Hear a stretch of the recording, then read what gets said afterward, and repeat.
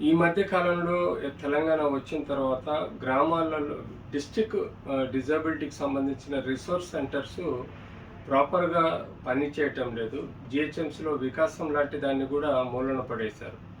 తద్వారా అందే ఏవైతే ఆర్టిఫిషియల్ లింబ్స్ అనుకోండి, క్యాలిపర్స్ అనుకోండి, వీల్ చైర్స్ అనుకోండి, ట్రైసైకిల్స్ అనుకోండి, అవి ప్రజలకు వికలాంగులకు అందుబాటులో లేవు. వీటిని చాలా సీరియస్‌గా తీసుకోవాల్సిన అవసరం ఉంది. మెప్మా ద్వారా కూడా అందించాల్సిన క్యాంపులు కూడా నిర్వర్తించటం లేదు.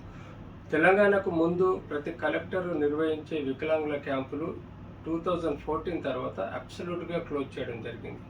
ఏమంటే మేము వాలంటరీగా ఫ్రీ సర్వీస్ ఇస్తామన్నా కూడా కలెక్టర్స్ రెడీగా లేరు. ఎందుకంటే ప్రాపర్ డైరెక్షన్స్ కానీ, ప్రాపర్ బడ్జెట్ అలొకేషన్ లేదు. ఇది చాలా అన్యాయంగా జరుగుతుంది. ఇది వికలాంగులకు మోసం చేసినట్టే. ఈ డీడీఆర్సీలను, వికాసము ఇలాంటి వీఆర్‌లను అందరినీ బలోపేతం చేసి అందుబాటులో ఉండే విధంగా మనం ప్రయత్నం చేయాలి.